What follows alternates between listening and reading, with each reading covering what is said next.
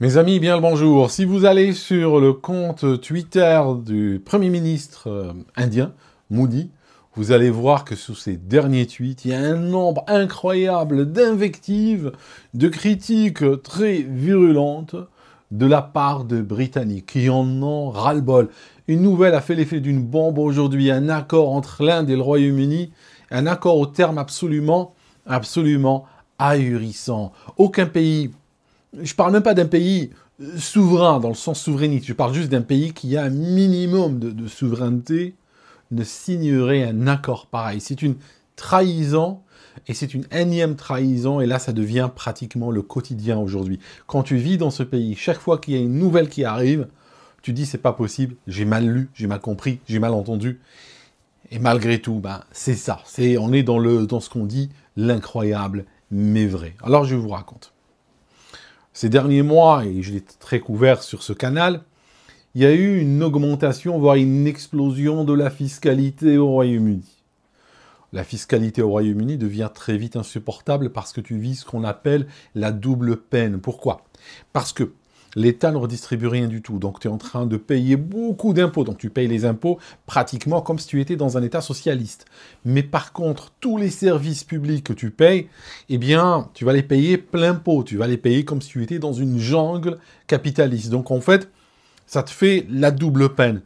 Juste pour vous donner un exemple, mettons que tu habites à 25 minutes, une demi-heure de Londres et que tu as besoin d'aller y travailler, donc tu prends un abonnement de train. Je ne sais pas combien ça coûte en France. Dites-moi par exemple, je ne sais pas moi, un Paris-Fontainebleau, combien ça coûte. Eh ben, l'équivalent Paris-Fontainebleau en distance ici au Royaume-Uni, tu seras en train de payer 7-8 000 euros par an. Alors que tes impôts financent le rail qui a été vendu à des entreprises privées. Je veux dire, c'est un système complètement ahurissant. C'est ça qui rend les impôts très vite insupportables. Il rend la pression fiscale beaucoup plus difficilement supportable au Royaume-Uni que dans d'autres pays. Tu payes littéralement les impôts d'un État socialiste, alors qu'en même temps, les services publics sont inexistants. Donc, je disais, un des impôts les plus terribles qui a frappé l'économie ces derniers mois, c'est l'augmentation de l'impôt sur le travail. Ça signifie que les compagnies qui donnent du travail doivent payer des contributions sociales. À quoi elles servent, on ne sait pas. Il n'y a même pas d'assurance chômage dans ce pays. Enfin, il y en a une, quel que soit ton salaire, tu reçois 6 mois, tu reçois à peu près 400 euros par mois pendant 6 mois, juste pour te dire. Ça n'a rien à voir avec ton salaire, c'est pas proportionnel à tes revenus ou autres. Donc tu peux être potentiellement taxé sur 50 000, 70 000, 100 000 euros. Mais le jour où tu es au chômage, tu as 6 mois, 400 euros et tu les touches par semaine, comme à l'ère victorienne. Donc, je te disais, c'est un impôt sur le travail qui a rendu le travail des Britanniques tellement cher qu'aujourd'hui, plein de compagnies disent on vire, on délocalise, ou bien on gèle les recrutements parce qu'à ce stade, ça devient pas possible, quoi. À ce stade, on ne peut plus travailler. Ok, donc ça, c'est le premier effet qui se coule. Ça, rappelez-vous, c'est le premier effet qui a fait que on ne peut pas recruter au Royaume-Uni. Et c'est l'une des raisons pour laquelle le chômage est en train d'augmenter. Et puis, bien entendu, beaucoup de gens se retrouvent dans l'économie. On n'est pas dans l'économie de l'innovation ici, on n'est pas dans l'économie de l'IA ou l'économie de la tech ou autre. On est de plus en plus dans l'économie de Deliveroo, dans l'économie du contrat 0 heure, et dans l'économie des petits travaux, de la précarité, tout ça. Ok, maintenant. Et là, on arrive, maintenant que vous avez compris le contexte, on arrive à l'accord. Un accord a été fait avec l'Inde pour, tenez-vous bien, donc l'accord sur le papier, c'est un accord économique, ok? Mais quand vous lisez dans le texte, il comporte un volet immigration. Il sera possible aux entreprises au Royaume-Uni de ramener des travailleurs indiens et être exemptés pendant 3 ans de contribution sociale sur les travailleurs indiens. Voilà l'idée. Donc, ça veut dire quoi? Ça veut dire qu'on a un pays avec plus de 60 millions d'habitants, Royaume-Uni, qui ouvre son immigration à un pays de plus d'1 milliard d'habitants en disant, voilà, vous venez, vous les ramenez jusqu'à 3 ans, zéro contribution sociale.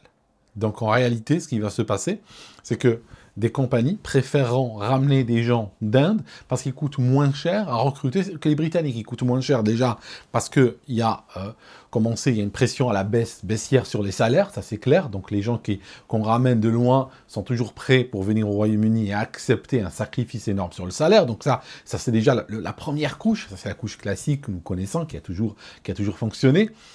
Mais aujourd'hui, on crée une incitation aux employeurs en leur disant vous n'avez qu'à ramener des gens d'Inde et pendant 3 ans, vous ne payez pas de cotisation sociale. Alors pour essayer de tromper l'ennemi, on leur a dit vous payez une somme, mais c'est une petite somme, il me semble de l'équivalent de quelques centaines d'euros. Au moment où ils demandent leur visa, ils payent une petite somme de quelques centaines d'euros pour solde de tout compte. Donc en réalité, on n'est même plus dans l'égalité, parce que vous savez qu'on a créé un système où il y avait une égalité devant la justice dans ce pays.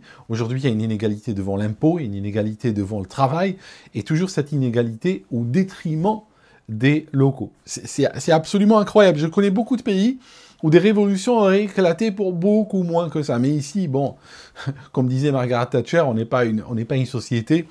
Donc les gens regardent, et puis ils vont se plaindre, ils vont aller gueuler contre Modi sur son compte X, et puis ça va s'arrêter. Donc voilà un petit peu la nouvelle qui est complètement sidérante aujourd'hui. Et puis on va voir où ça va se terminer. Mais ce que disent les politiciens britanniques qui sont d'accord avec ceci, ils disent mais les gars, arrêtez de vous plaindre, parce que on a fait un accord qui est bilatéral. Ça veut dire que les Britanniques qui voudraient aller travailler en Inde, eux aussi, pendant 3 ans, ils ne paieraient pas les contributions sociales en Inde. Donc je vous laisse apprécier le côté humoristique de la sortie, n'est-ce pas? Ou le côté cynique, si vous préférez. Combien de gens du Royaume-Uni iront en Inde travailler? Ils vont immigrer en Inde pour aller travailler. Alors, c'est vrai qu'aujourd'hui, peut-être que quelqu'un dira « Oui, mais aujourd'hui, ça ne fait pas de sens. » Mais d'ici quelques années, peut-être, ce sera intéressant de pouvoir immigrer en Inde pour travailler quand on vit au Royaume-Uni. Il faut savoir, au Royaume-Uni, par exemple, le RSPCA, comment on appelle ça en France, c'est pour les animaux, l'association qui s'occupe des animaux, elle a déclaré qu'ils ont réalisé une augmentation faramineuse de gens qui abandonnent leurs animaux domestiques. Parce qu'ils peuvent plus payer la nourriture, peuvent plus payer le vétérinaire, donc qu'est-ce qu'ils font? Ils les abandonnent, ils les ramènent au refuge. Pour le moment, ils les ramènent au refuge, ils ne les mangent pas encore. D'accord? Pour vous donner juste un exemple, en 2008, quand tu regardes l'évolution des salaires moyens, par exemple, au Royaume-Uni et aux États-Unis, en 2008, le Royaume-Uni on était 30-40% mieux payé que les Américains. À l'époque, quand j'allais aux États-Unis, j'avais l'impression d'arriver dans un pays au tiers-monde. Je te louais la Ford Mustang GT, je te prenais la suite à 200 mètres carrés, etc. C'était vraiment pas cher. Quand tu avais la livre sterling et tu étais bien payé, tu arrives aux États-Unis, franchement, c'était l'Eldorado. Aujourd'hui, les Américains sont payés en moyenne 50% de plus que les Britanniques. Les salaires britanniques ont stagné, les salaires américains ont explosé littéralement. Aujourd'hui, un salaire à 6 chiffres aux États-Unis, c'est quelque chose que pratiquement tout le monde a. Tu vois ce que je veux dire? Alors qu'en même temps, nous, on a stagné. Pour donner un autre exemple, dans les années 60-70, quand Singapour a pris son indépendance, le salaire moyen à Singapour était le quart, n'est-ce pas? Était le quart de celui du Royaume-Uni. Était 75% inférieur à celui du Royaume-Uni. Aujourd'hui, les salaires de Singapour sont quasiment le double des salaires britanniques. Ils ont dépassé les salaires britanniques de beaucoup. Tu vois, donc on est vraiment dans un pays qui stagne parce qu'il est pillé sans arrêt, avec une population qui subit constamment la double peine. Toujours, on te pille de chaque côté et on te laisse aucun échappatoire. Hier qu'il accueillera une dizaine de migrants du bateau de l'ONG allemande Lifeline qui accostera à Malte. De SOS Méditerranée va poursuivre ses missions de sauvetage de migrants en mer. Récemment, les ONG qui viennent en aide aux candidats à l'exil ont été accusés par le gouvernement italien et Emmanuel Macron de faire le jeu des passeurs. Régulièrement, leur présence est utilisée par les réseaux crapuleux pour prendre en charge les migrants en détresse. Théo Manval. Dans son refuge solidaire à Briançon, Philippe Vion connaît un soudain pic d'appel l'hiver dernier. Des migrants en détresse dans les Alpes qui demandent l'aide de son ONG. En creusant un peu, il découvre que les passeurs utilisent en fait sa présence. ça. Ils vendaient nos numéros de téléphone en gare de Turin, 200-300 €, en leur disant voilà, vous serez accueillis. On se retrouvait dans la boucle des passeurs, ce qui était quand même très gênant parce que nous, ce qu'on fait, c'est porter secours à des gens qui sont en danger de mort. On n'a jamais aidé à passer la... Donc voilà mes amis, la dernière vidéo quand je l'ai faite, il y a des gens qui ont dit ouais, tu vas favoriser les Eurogaga avec ta vidéo parce que j'avais critiqué le Brexit en disant que c'était un échec complet.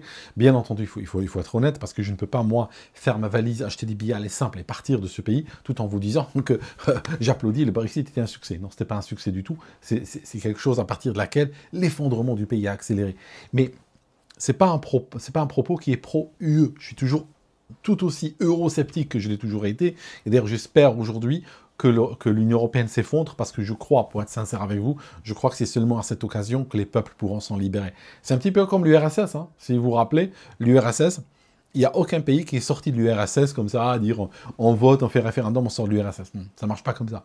Le jour où l'URSS s'est effondré, bon, voilà, les pays se sont retrouvés devant le fait accompli. Donc, un jour, l'Union européenne s'effondrera, bien sûr. Les pays qui ne seront pas sortis, ils subiront de plein fouet, hein, ils devront se débrouiller. Et puis nous aussi. Mais nous, en réalité, on est toujours dans l'Union européenne, hein, en pratique. On est juste passé, si tu veux, de membre de l'Union européenne à vassal de l'Union européenne. Hein. Il y a un statut, il y a le statut de membre, il y a le statut de vassal.